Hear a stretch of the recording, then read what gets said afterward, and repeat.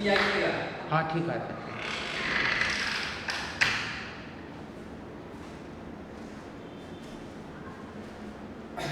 Good morning, dear students of class 8. Today I am Ram Naresh Prasad, teacher of SST, going to teach you history chapter 4, tribal society under the colonial. आज मैं आप लोगों को history का 4th chapter tribal society under the colonial औपनिवेशिक के काल में औपनिवेशिक शासन व्यवस्था में आदिवासी समाज। तो इस चैप्टर में हम जो कॉलोनियल रूल मतलब अंग्रेजों के शासन काल में आदिवासी समाज की क्या स्थिति रही, उसकी क्या दशा और दिशा रहा, उसके बारे में यहाँ पर पढ़ना है। The white skinned European or especially the British looked at the people of non-European countries as barbaric, uncivilized and ignorant. अंग्रेज लोग जब भारत में आया तो वे श्वेत वर्णी थे, व्हाइट स्किन और व्हाइट कलर पर्सन थे।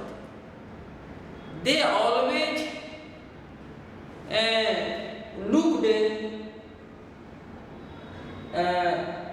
at the people of non-European countries as barbaric, uncivilized and ignorant.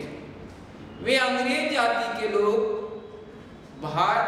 Non European मुल्क के लोगों को वो अक्सर बर्बरिक, असभ्य, जंगली, अनसिविलाइज्ड, असभ्य और इग्नोरेंट, अज्ञानी, बेवकूफ समझा करते थे। और विशेषकर स्पेशली आदिवासियों को तो वो विशेष रूप से समझते थे। मेरी और वैसी स्थिति में बहुत सारे यूरोपियन इंटेलेक्चुअल्स, लर्नड पर्सन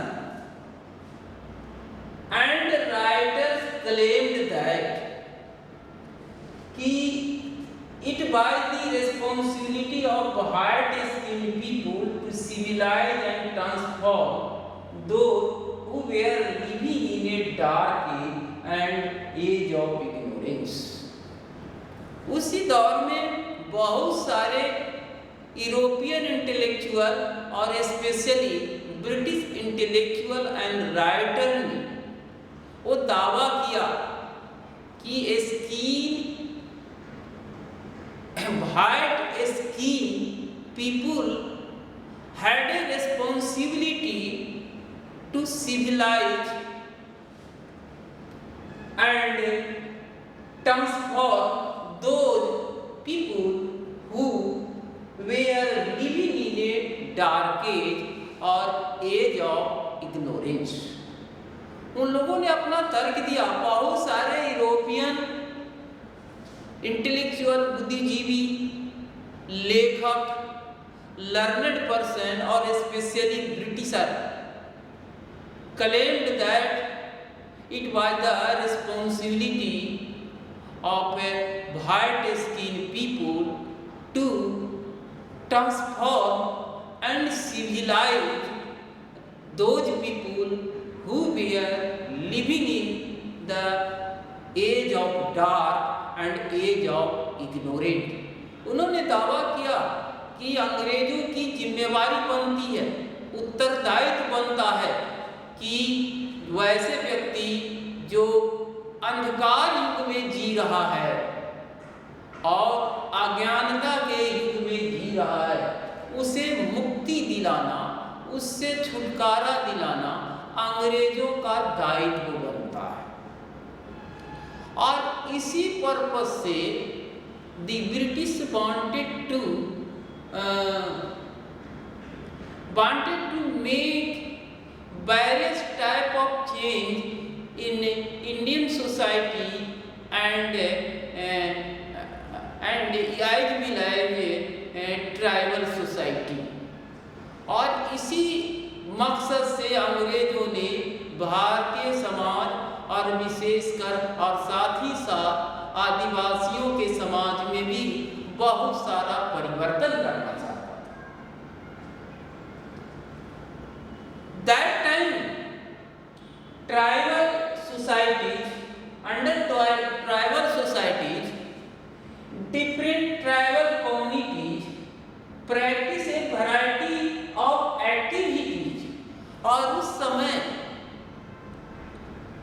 समय आदिवासी समाज के अंतर्गत जो बहुत सारी जो कम्युनिटी थी, ट्राइबल कम्युनिटी, वो भिन्न भिन्न जो कम्युनिटियाँ थी, वो अपने अपने ढंग से अलग अलग बहुत सारी एक्टिविटियाँ क्या करते थे। जैसे they practiced shifting cultivation, hunting and gathering, and herding animals. But that time British wanted to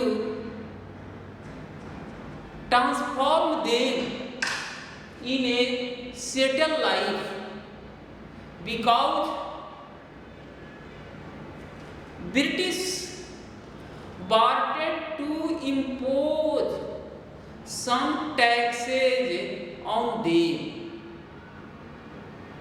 but the nomadic or wandering type of life of tribes were a obstacle or barrier to do so। ऐसा करने में बाधा उत्पन्न हो रही थी। So British wanted to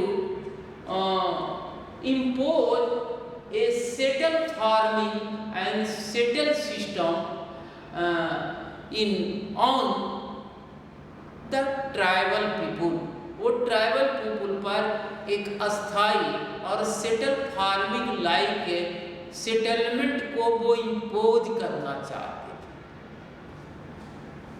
through this British realise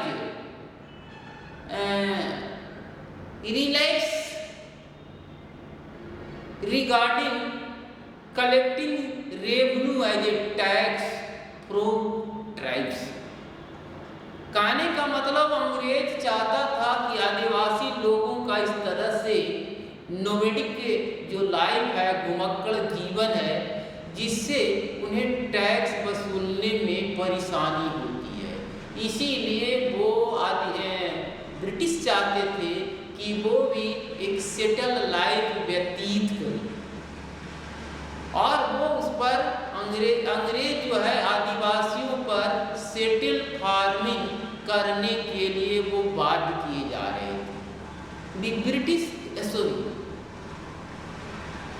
tribal peoples were forced to practice settle farming. Due to this, British realized or experienced comfortable to collect revenue from them। उनसे revenue collect करने में उसे आसानी, ऐसा करना चाहते। और this way they acquired or they capture, यानी the British capture or control on forests, captured on land of the tribes। आदिवासियों की जमीन, आदिवासियों के फॉरेस्ट जो पर उसका अधिकार होता था, उस पर वो अंग्रेजों ने कब्जा जमाना चाहा। Due to those reasons tribal chiefs were forced to give up their right. और ऐसा होने से आदिवासी समाज के मुखिया जो होते थे, उन्हें अपने जो अधिकार जो